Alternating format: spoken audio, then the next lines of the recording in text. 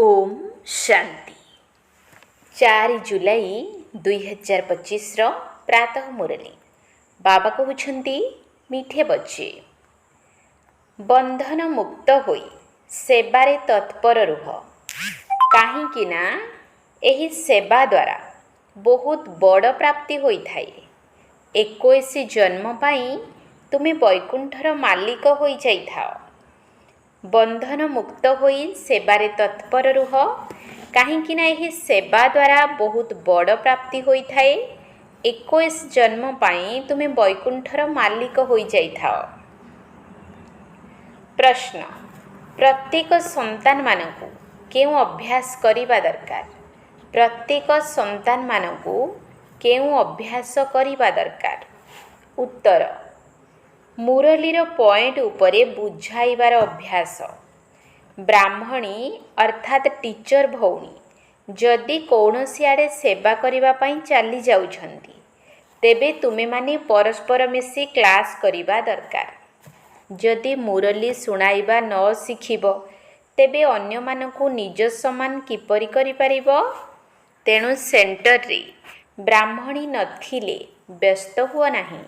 पाठपढ़ा तो बहुत सहज, तेणु मिलीमिशी क्लास करुथाओ। एही अभ्यास मध्य रहिबा उचित। गीत मुखड़ा देखले प्राणी। ओम शांति।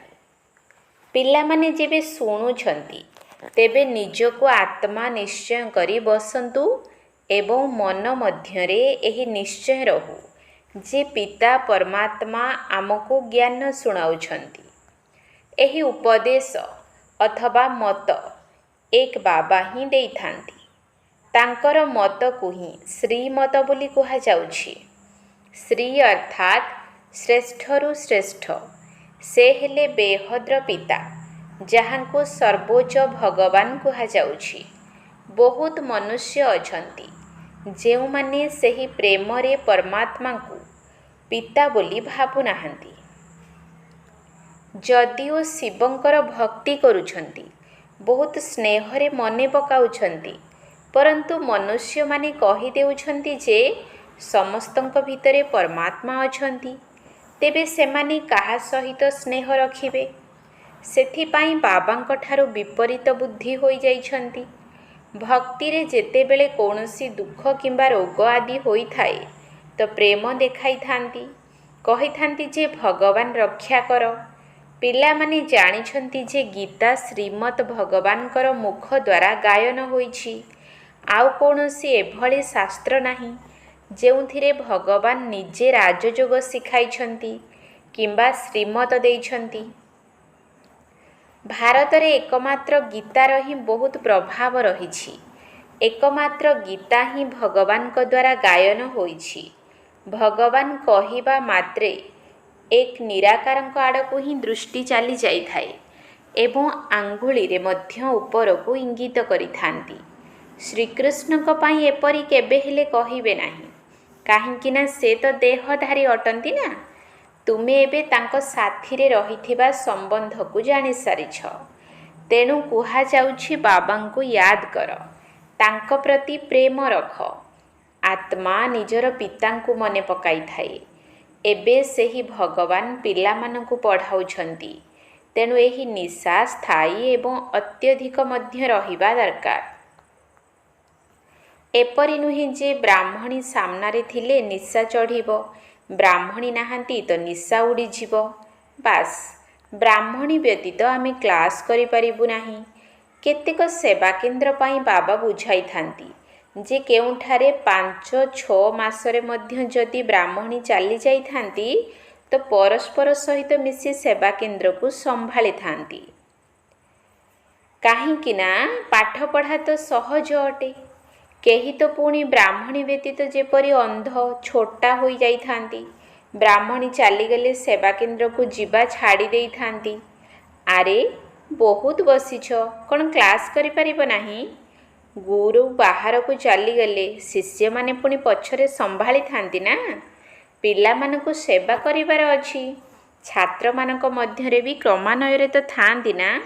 बाप दादा जानी थांती जे केउ केउ स्थान को ଫାଷ୍ଟ କ୍ଲାସ୍ ସନ୍ତାନମାନଙ୍କୁ ପଠାଇବାକୁ ହେବ। ପିଲାମାନେ ଏତେ ବର୍ଷ ଶିଖିଲେ କିଛି ତ ଧାରଣା ହୋଇଥିବ, ଯାହାଦ୍ୱାରା ପରସ୍ପର ମଧ୍ୟରେ ମିଶିକରି ସେବା କେନ୍ଦ୍ରକୁ ଚଳାଇ ପାରିବେ। ମୁରଲୀ ତ ମିଳୁଛି, ପଏଣ୍ଟସର ଆଧାରରେ ହିଁ ବୁଝାଉଛନ୍ତି।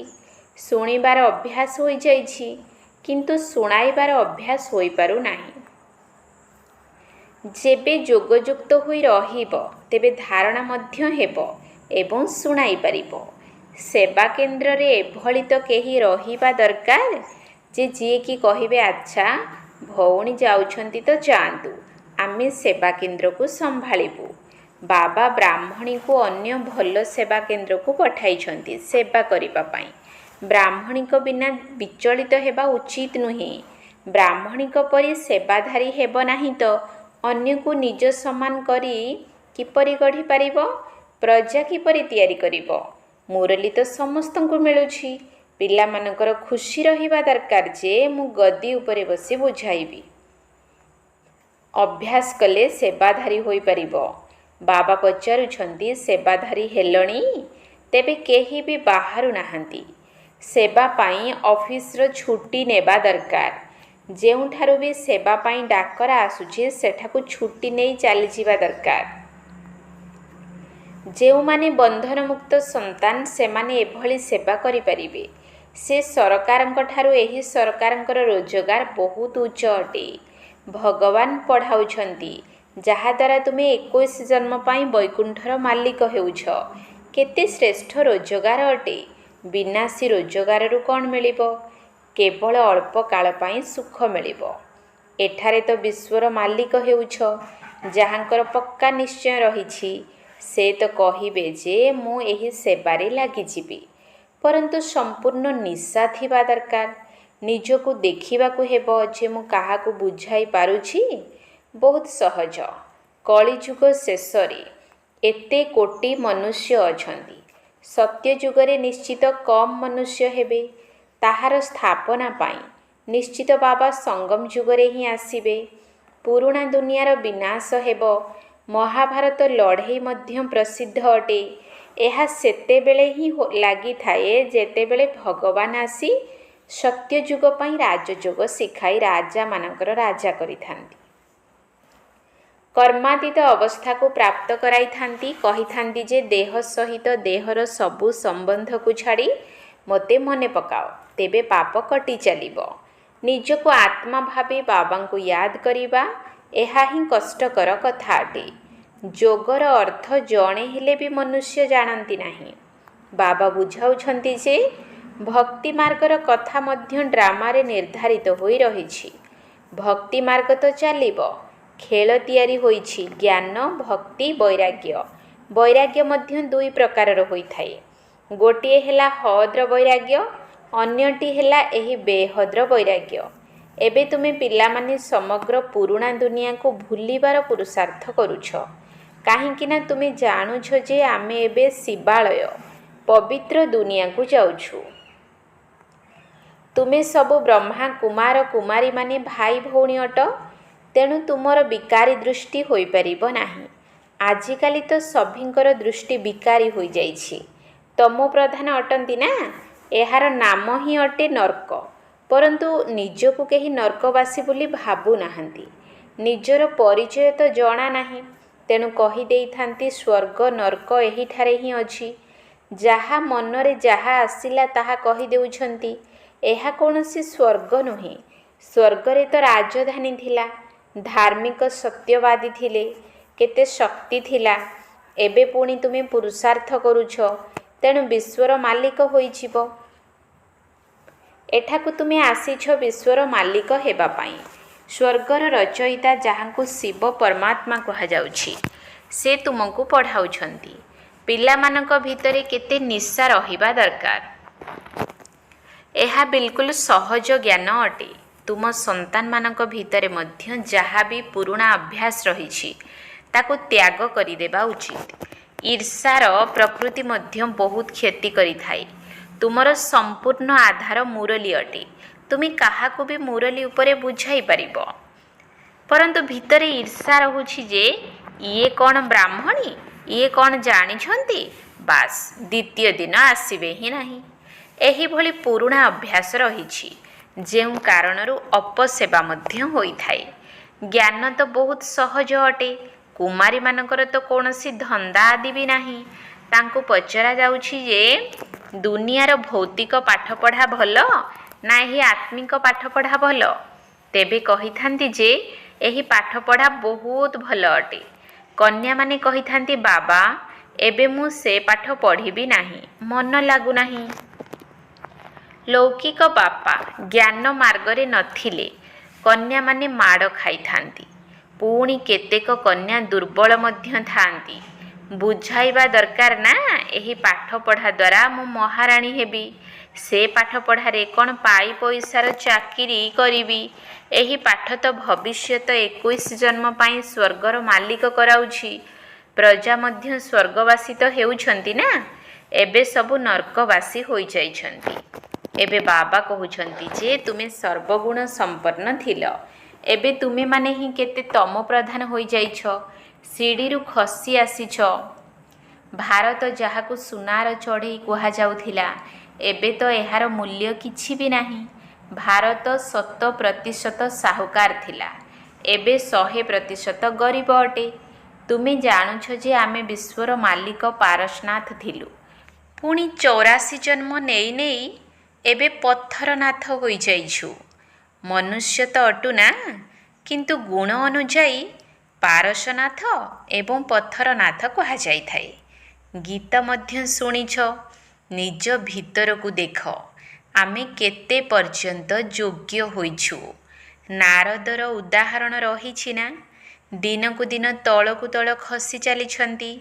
ତଳକୁ ଓହ୍ଲାଇ ଓହ୍ଲାଇ ଏକଦମ ପଙ୍କରେ ଗଳା ପର୍ଯ୍ୟନ୍ତ ବୁଡ଼ି ଯାଇଛନ୍ତି। ଏବେ ତୁମେ ବ୍ରାହ୍ମଣ, ସମସ୍ତଙ୍କ ଚୁଟିକୁ ଧରି ପଙ୍କ ଭିତରୁ ବାହାରକୁ ବାହାର କରୁଛ। ଉଦ୍ଧାର କରିବା ପାଇଁ ଆଉ କୌଣସି ସ୍ଥାନକୁ ଧରିବାର ଜାଗା ତ ନାହିଁ, ତେଣୁ ଚୁଟିକୁ ଧରିବା ସହଜ ଅଟେ। ପଙ୍କରୁ ବାହାର କରିବା ପାଇଁ ଚୁଟିକୁ ଧରିବାକୁ ପଡ଼ିଥାଏ। ପଙ୍କରେ ଏଭଳି ପୋତି ହୋଇଯାଇଛନ୍ତି ଯେ ତାହା ନ କହିଲେ ଭଲ। ଭକ୍ତିର ରାଜ୍ୟ ଅଟେ ନା। ଏବେ ତୁମେ କହୁଛ ଯେ ବାବା ଆମେ କଳ୍ପ ପୂର୍ବେ ବି ଆପଣଙ୍କ ପାଖକୁ ଆସିଥିଲୁ ରାଜ୍ୟ ଭାଗ୍ୟ ପ୍ରାପ୍ତ କରିବା ପାଇଁ। ଲକ୍ଷ୍ମୀ ନାରାୟଣଙ୍କ ମନ୍ଦିର ଯଦିଓ ତିଆରି କରୁଛନ୍ତି, ପରନ୍ତୁ ତାଙ୍କୁ ଏକଥା ଜଣା ନାହିଁ ଯେ ଏ ବିଶ୍ୱର ମାଲିକ କିପରି ହେଲେ। ଏବେ ତୁମେ କେତେ ବୁଦ୍ଧିମାନ ହୋଇଛ। ତୁମେ ଜାଣୁଛ ଯେ ଏମାନେ ରାଜ୍ୟ ଭାଗ୍ୟ କିପରି ପାଇଲେ, ପୁଣି 84 ଜନ୍ମ କିପରି ନେଲେ। ବିରଳା କେତେ ମନ୍ଦିର ତିଆରି କରୁଛନ୍ତି, ଯେପରି କଣ୍ଢେଇ ତିଆରି କରୁଛନ୍ତି। ସେମାନେ ଛୋଟ ଛୋଟ କଣ୍ଢେଇ କରନ୍ତି, ଏମାନେ ପୁଣି ବଡ଼ କଣ୍ଢେଇ ତିଆରି କରିଥାନ୍ତି। ଚିତ୍ର ତିଆରି କରି ପୂଜା କରିଥାନ୍ତି। ସେମାନଙ୍କର କର୍ତ୍ତବ୍ୟକୁ ନ ଜାଣିବା ତ ଯେପରି କଣ୍ଢେଇ ପୂଜା ହୋଇଗଲା ନା। ଏବେ ତୁମେ ଜାଣୁଛ ଯେ ବାବା ଆମକୁ କେତେ ସାହୁକାର କରିଥିଲେ, ଏବେ କେତେ କାଙ୍ଗାଳ ହୋଇଯାଇଛୁ। ଯିଏ ପୂଜ୍ୟ ଥିଲେ ସେମାନେ ଏବେ ପୂଜାରୀ ହୋଇଯାଇଛନ୍ତି। ଭକ୍ତମାନେ ଭଗବାନଙ୍କ ପାଇଁ କହିଥାନ୍ତି, ନିଜେ ହିଁ ପୂଜ୍ୟ, ନିଜେ ହିଁ ପୂଜାରୀ। ଆପଣ ହିଁ ସୁଖ ଦେଉଛନ୍ତି, ଆପଣ ହିଁ ଦୁଃଖ ଦେଉଛନ୍ତି, ସବୁକିଛି ଆପଣ ହିଁ କରୁଛନ୍ତି। ବାସ୍ ଏହିଥିରେ ହିଁ ମଜି ଯାଇଛନ୍ତି। କହିଥାନ୍ତି ଆତ୍ମା ନିର୍ଲେପ ଅଟେ, କିଛି ବି ଖାଅ ପିଅ ମୌଜ କର। ଶରୀରରେ ଲେପ ଛେପ ଲାଗିଥାଏ, ଅର୍ଥାତ୍ ଅଶୁଦ୍ଧ ହୋଇଥାଏ, ତାହା ଗଙ୍ଗା ସ୍ନାନ କଲେ ଶୁଦ୍ଧ ହୋଇଯିବ। ଯାହା ଚାହୁଁଛ ତାହା ଖାଅ। କ'ଣ କ'ଣ ଫ୍ୟାସନ୍ ରହିଛି, ବାସ୍ ଯିଏ ଯେଉଁ ପରମ୍ପରା ତିଆରି କଲେ ତାହା ଧାରାରେ ଚାଲି ଆସିଲା। ଏବେ ବାବା ବୁଝାଉଛନ୍ତି ଯେ ବିଷୟ ସାଗରରୁ ଶିବାଳୟକୁ ଚାଲ। ସତ୍ୟଯୁଗକୁ କ୍ଷୀର ସାଗର କୁହାଯାଏ, ଏହା ହେଉଛି ବିଷୟ ସାଗର। ତୁମେ ଜାଣୁଛ ଯେ ଆମେ 84 ଜନ୍ମ ନେଇ ନେଇ ପତିତ ହୋଇଯାଇଛୁ। ତେବେ ତ ପତିତ ପାବନ ବାବାଙ୍କୁ ଡାକୁଛୁ। ଚିତ୍ର ଆଧାରରେ ଏଥିପାଇଁ ବୁଝାଯାଉଛି ଯେ ମନୁଷ୍ୟମାନେ ସହଜରେ ବୁଝିଯିବେ। ସିଡ଼ି ଚିତ୍ରରେ ସମ୍ପୂର୍ଣ୍ଣ 84 ଜନ୍ମର ବୃତ୍ତାନ୍ତ ରହିଛି। ଯଦି ଏତେ ସହଜ କଥା ବି କାହାକୁ ବୁଝାଇ ପାରିବ ନାହିଁ, ତେବେ ବାବା ବୁଝିଯିବେ ଯେ ଭଲ ଭାବରେ ପଢ଼ୁନାହାନ୍ତି, ଉନ୍ନତି କରୁନାହାନ୍ତି। ତୁମ ବ୍ରାହ୍ମଣମାନଙ୍କର କର୍ତ୍ତବ୍ୟ ହେଲା ଭ୍ରମରୀ ପରି କୀଟକୁ ଭୁଁ ଭୁଁ କରି ନିଜ ସମାନ କରିବା ଏବଂ ତୁମର ପୁରୁଷାର୍ଥ ହେଲା ସର୍ପ ସମାନ ପୁରୁଣା ଶରୀର ଛାଡ଼ି ନୂଆ ନେବା। ତୁମେ ଜାଣୁଛ ଯେ ଏହା ପୁରୁଣା ସଢ଼ି ଯାଇଥିବା ଶରୀର ଅଟେ। ଏହାକୁ ଛାଡ଼ିବାର ଅଛି। ଏହି ଦୁନିଆ ବି ପୁରୁଣା ଅଟେ, ଶରୀର ବି ପୁରୁଣା ଅଟେ। ଏହାକୁ ଛାଡ଼ି ଏବେ ନୂଆ ଦୁନିଆକୁ ଯିବାକୁ ହେବ। ତୁମର ଏହି ପାଠ ପଢ଼ା ନୂଆ ଦୁନିଆ ସ୍ୱର୍ଗ ପାଇଁ ଅଟେ। ଏହି ପୁରୁଣା ଦୁନିଆ ସମାପ୍ତ ହୋଇଯିବ। ସାଗରର ଗୋଟିଏ ଲହଡ଼ିରେ ସମଗ୍ର ସଂସାର ଟଳମଳ ହୋଇଯିବ। ବିନାଶ ତ ହେବ ହିଁ ହେବ। ପ୍ରାକୃତିକ ବିପର୍ଯ୍ୟୟ କାହାକୁ ବି ଛାଡ଼ି ନଥାଏ। ଆଚ୍ଛା, ମିଠା ମିଠା ଶିକିଲଧେ ସନ୍ତାନମାନଙ୍କ ପ୍ରତି ମାତା ପିତା ବାପ ଦାଦାଙ୍କର ମଧୁର ସ୍ନେହ ସମ୍ପନ୍ନ ଶୁଭେଚ୍ଛା ଏବଂ ସୁପ୍ରଭାତ। ଆତ୍ମିକ ପିତାଙ୍କର ଆତ୍ମିକ ସନ୍ତାନମାନଙ୍କୁ ନମସ୍ତେ। ଆତ୍ମିକ ସନ୍ତାନମାନଙ୍କର ଆତ୍ମିକ ବାପ ଦାଦାଙ୍କୁ ନମସ୍ତେ ନମସ୍ତେ ନମସ୍ତେ। ସୁପ୍ରଭାତ। ଧାରଣା ପାଇଁ ମୁଖ୍ୟ ସାରାଂଶ। 1 ନମ୍ବର ପଏଣ୍ଟ, ନିଜ ଭିତରେ ଥିବା ଈର୍ଷା ଆଦିର ପୁରୁଣା ଅଭ୍ୟାସ ଗୁଡ଼ିକୁ ଛାଡ଼ି ପରସ୍ପର ମଧ୍ୟରେ ବହୁତ ସ୍ନେହରେ ମିଳିମିଶି ରହିବାକୁ ହେବ। ଈର୍ଷାର ବଶୀଭୂତ ହୋଇ ପାଠପଢ଼ାକୁ ଛାଡ଼ିବାର ନାହିଁ। ନିଜ ଭିତରେ ଥିବା ଈର୍ଷା ଆଦିର ପୁରୁଣା ଅଭ୍ୟାସ ଗୁଡ଼ିକୁ ଛାଡ଼ି ପରସ୍ପର ମଧ୍ୟରେ ବହୁତ ସ୍ନେହରେ ମିଳିମିଶି ରହିବାକୁ ହେବ। ଈର୍ଷାର ବଶୀଭୂତ ହୋଇ ପାଠପଢ଼ାକୁ ଛାଡ଼ିବାର ନାହିଁ। 2 ନମ୍ବର ପଏଣ୍ଟ, ଏହି ପୁରୁଣା ତମୋପ୍ରଧାନ ଶରୀରର ଅଭିମାନକୁ ଛାଡ଼ି ଦେବାକୁ ହେବ। ଭ୍ରମରୀ ପରି ଜ୍ଞାନର ଭୁଁ ଭୁଁ କରି କୀଟମାନଙ୍କୁ ନିଜ ଭଳି କରିବାର ସେବା କରିବାକୁ ହେବ। ଏହି ଆତ୍ମିକ ବ୍ୟବସାୟରେ ଲାଗିଯିବାକୁ ହେବ। ଏହି ପୁରୁଣା ତମୋପ୍ରଧାନ ଶରୀରର ଅଭିମାନକୁ ଛାଡ଼ି ଦେବାକୁ ହେବ। ଭ୍ରମରୀ ପରି ଜ୍ଞାନର ଭୁଁ ଭୁଁ କରି କୀଟମାନଙ୍କୁ ନିଜ ଭଳି କରିବାର ସେବା କରିବାକୁ ହେବ। ଏହି ଆତ୍ମିକ ବ୍ୟବସାୟରେ ଲାଗିଯିବାକୁ ହେବ। ବରଦାନ, ମାନସିକ ବନ୍ଧନଠାରୁ ମୁକ୍ତ ହୋଇ ଅତୀନ୍ଦ୍ରିୟ ସୁଖର ଅନୁଭୂତି କରୁଥିବା ମୁକ୍ତିଦାତା ହୁଅ। ମାନସିକ ବନ୍ଧନଠାରୁ ମୁକ୍ତ ହୋଇ ଅତୀନ୍ଦ୍ରିୟ ସୁଖର ଅନୁଭୂତି କରୁଥିବା ମୁକ୍ତିଦାତା ହୁଅ। ଅତୀନ୍ଦ୍ରିୟ ସୁଖର ଝୁଲଣାରେ ଝୁଲିବା, ଏହା ହିଁ ହେଉଛି ସଙ୍ଗମଯୁଗୀ ବ୍ରାହ୍ମଣମାନଙ୍କର ବିଶେଷତା। କିନ୍ତୁ ମନର ସଂକଳ୍ପର ବନ୍ଧନ ଆନ୍ତରିକ ଖୁସି ବା ଅତୀନ୍ଦ୍ରିୟ ସୁଖର ଅନୁଭବ କରିବାକୁ ଦିଏ ନାହିଁ। ବ୍ୟର୍ଥ ସଂକଳ୍ପ, ଈର୍ଷା, ଅବହେଳାପଣିଆ ବା ଆଳସ୍ୟର ସଂକଳ୍ପର ବନ୍ଧନରେ ବାନ୍ଧି ହେବା ହିଁ ମାନସିକ ବନ୍ଧନ ଅଟେ। ଏହିଭଳି ଆତ୍ମାମାନେ ଅଭିମାନର ବଶୀଭୂତ ହୋଇ ଅନ୍ୟମାନଙ୍କର ଦୋଷକୁ ହିଁ ଦେଖିଥାନ୍ତି। ସେମାନଙ୍କର ହୃଦ୍ବୋଧ କରିବାର ଶକ୍ତି ସମାପ୍ତ ହୋଇଯାଏ। ସେଥିପାଇଁ ପ୍ରଥମେ ଏହି ସୂକ୍ଷ୍ମ ବନ୍ଧନରୁ ମୁକ୍ତ ହୁଅ, ତେବେ ଯାଇ ମୁକ୍ତିଦାତା ହୋଇପାରିବ। ସ୍ଲୋଗାନ, ସବୁ ପ୍ରକାରର ଖୁସିର ଖଣି ଦ୍ୱାରା ଏଭଳି ଭରପୁର ରୁହ ଯାହାକି ତୁମ ପାଖରେ ଦୁଃଖର ଢେଉ ମଧ୍ୟ ପହଞ୍ଚି ପାରିବ ନାହିଁ। ସବୁ ପ୍ରକାରର ଖୁସିର ଖଣି ଦ୍ୱାରା ଏଭଳି ଭରପୁର ରୁହ ଯାହାକି ତୁମ ପାଖରେ ଦୁଃଖର ଢେଉ ମଧ୍ୟ ପହଞ୍ଚି ପାରିବ ନାହିଁ। ଅବ୍ୟକ୍ତ ଇସାରା, ସଂକଳ୍ପ ଶକ୍ତିକୁ ଜମା କରି ଶ୍ରେଷ୍ଠ ସେବାର ନିମିତ୍ତ ହୁଅ। ଯେକୌଣସି ଶ୍ରେଷ୍ଠ ସଂକଳ୍ପ ରୂପୀ ବୀଜକୁ ଫଳୀଭୂତ କରିବାର ସହଜ ଉପାୟ ଗୋଟିଏ ହିଁ ଅଟେ। ତାହା ହେଲା ସର୍ବଦା ବୀଜରୂପ ବାବାଙ୍କଠାରୁ ସବୁ ସମୟରେ ସର୍ବଶକ୍ତିର ବଳ ସେହି ବୀଜ ମଧ୍ୟରେ ଭରପୁର କରିବା। ତେବେ ବୀଜରୂପ ବାବାଙ୍କ ଦ୍ୱାରା ତୁମମାନଙ୍କର ସଂକଳ୍ପ ରୂପୀ ବୀଜ ସହଜରେ ଏବଂ ସ୍ୱତଃ ବୃଦ୍ଧି ପ୍ରାପ୍ତ କରିବା ସହିତ ଫଳୀଭୂତ ହୋଇଯିବ ଏବଂ ସଂକଳ୍ପ ଶକ୍ତି ଜମା ହୋଇଯିବ। ଓମ୍ ଶାନ୍ତି।